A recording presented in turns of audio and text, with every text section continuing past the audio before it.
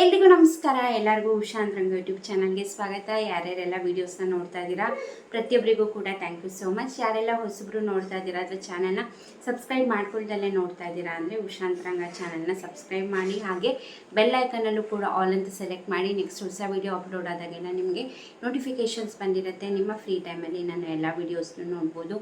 ನಿಮಗೆ ನನ್ನ ಚಾನಲಲ್ಲಿ ರಾಜ್ಯ ಸರ್ಕಾರ, ಕೇಂದ್ರ ಸರ್ಕಾರದಿಂದ ಬರುವಂತಹ ಹೊಸ ಅಪ್ಡೇಟ್ಸ್ ಆಗಿರ್ಬೋದು, ಅಥವಾ ಹೊಸ ಯೋಜನೆ ಬಗ್ಗೆ ಮಾಹಿತಿ ಆಗಿರ್ಬೋದು, ಅಥವಾ ಪೋಸ್ಟ್ ಆಫೀಸ್ನ ಸ್ಕೀಮ್ಸ್ಗಳ ಬಗ್ಗೆ ಆಗಿರ್ಬೋದು, ಪ್ರತಿಯೊಂದನ್ನು ಕೂಡ ಅಪ್ಡೇಟ್ ಮಾಡ್ತಿರ್ತೀನಿ. ಹಾಗಾಗಿ ಚಾನಲ್ನ ಸಬ್ಸ್ಕ್ರೈಬ್ ಮಾಡ್ಕೊಳ್ಳಿ. ಬನ್ನಿ ಇವತ್ತಿನ ವಿಡಿಯೋನ ಶುರು ಮಾಡೋಣ. ಇವತ್ತಿನ ವಿಡಿಯೋದಲ್ಲಿ ಮಾರ್ಚ್ ಏಪ್ರಿಲ್ ತಿಂಗಳದು ಅತಿ ಶೀಘ್ರದಲ್ಲೇ ಹಣ ಜಮೆ ಮಾಡ್ತೀವಿ ಅಂದ್ಬಿಟ್ಟು ಬೆಳಗಾವಿನಲ್ಲಿ ನಮ್ಮ ಮಹಿಳಾ ಮತ್ತು ಮಕ್ಕಳ ಕಲ್ಯಾಣ ಇಲಾಖೆ ಸಚಿವೆಯಾದಂತಹ ಲಕ್ಷ್ಮೀ ಹೆಬ್ಬಾಳ್ಕರ್ ಅವರು ತಿಳಿಸಿದರು. ಅವ್ರು ಹೇಳಿದ ಪ್ರಕಾರ ಈಗ ಆಲ್ರೆಡಿ 4 ಡೇಸ್ ಆಗೋಗ್ಬಿಟ್ಟಿದೆ. ಮೋಸ್ಟ್ ಪ್ರಾಬಬ್ಲಿ ಇವತ್ತಿಂದ ಹಣ ಜಮೆ ಆಗೋ ಸಾಧ್ಯತೆ ಇರುತ್ತೆ ಮಾರ್ಚ್ ತಿಂಗಳದು.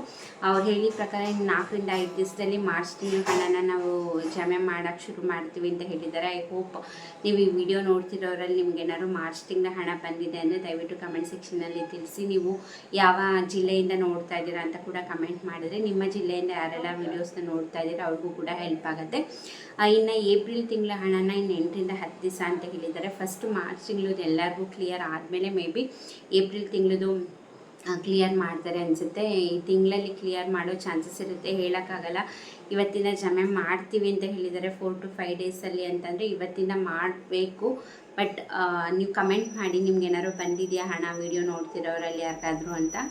ಇವಾಗ ಟೋಟಲಾಗಿ ಪೆಂಡಿಂಗ್ ಇರುವಂಥ ಹಣ ಬಂದು 4 ತಿಂಗಳಿಗೆ ಪೆಂಡಿಂಗ್ ಇದೆ. ಏಪ್ರಿಲ್ ತಿಂಗಳದು ಮಾರ್ಚ್ ತಿಂಗಳದು ಏಪ್ರಿಲ್ ತಿಂಗಳದು, ಅಂದರೆ ಮಾರ್ಚ್ದು ಏಪ್ರಿಲಲ್ಲಿ ಬರಬೇಕಿತ್ತು, ಏಪ್ರಿಲ್ದು ಮೇನಲ್ಲಿ ಈ ತಿಂಗಳು ಬರಬೇಕಿತ್ತು. ಸೊ 2 ತಿಂಗಳದ್ದು ಬಾಕಿ ಇದೆ, ಮಾರ್ಚ್ ಹಾಗೆ ಏಪ್ರಿಲ್ ತಿಂಗಳದ್ದು. ಹಾಗೆ ಕಳೆದ ವರ್ಷ ಫೆಬ್ರವರಿ ಹಾಗೆ ಮಾರ್ಚ್ ತಿಂಗಳದ್ದು ಟೋಟಲಾಗಿ 4 ತಿಂಗಳದ್ದು ಬಾಕಿ ಇರೋವಂಥದ್ದು. ಬಟ್ ರೀಸೆಂಟಾಗಿ ಲಕ್ಷ್ಮೀ ಹೆಬ್ಬಾಳ್ಕರ್ ಅವ್ರು ಮಾತಾಡಿದಾಗ 2 ತಿಂಗಳದಷ್ಟೇ ಏನು ಪೆಂಡಿಂಗ್ ಹಣ ಇದೆ ಮಾರ್ಚ್ ಮತ್ತು ಏಪ್ರಿಲ್ ತಿಂಗಳದ್ದು ಅತಿ ಶೀಘ್ರದಲ್ಲೇ ಹಣ ಜಮೆ ಮಾಡ್ತೀವಿ ಅಂತ ಹೇಳಿದ್ದಾರೆ. ಈಗ ಲಾಸ್ಟ್ ಇಯರ್ದು ಏನು 2 ತಿಂಗಳದ್ದು ಮಿಸ್ ಆಗಿತ್ತು ಅದ್ರ ಬಗ್ಗೆ ಏನೂ ಮಾತಾಡಿಲ್ಲ. ಅದ್ರ ಬಗ್ಗೆ ಲಕ್ಷ್ಮೀ ಹೆಬ್ಬಾಳ್ಕರ್ ಅವರಾಗಲಿ ಅಥವಾ CM ಸಿದ್ದರಾಮಯ್ಯ ಸರ್ ಅವರಾಗಲಿ ಯಾರೂ ಕೂಡ ಮಾತಾಡಿಲ್ಲ. ಯಾಕಂದರೆ ಆವಾಗ ಏನು ಒಪ್ಕೊಂಡಿದ್ರು, ಇಲ್ಲ ಹಣ ಜಮೆ ಆಗೋದು ಮಿಸ್ ಆಗಿದೆ, ಹಣ ಜಮೆ ಮಾಡಿಲ್ಲ ಅಂತ ತಕ್ಷಣ ಆಗಿ ಹೇಳಿದರು CM ಅವರು.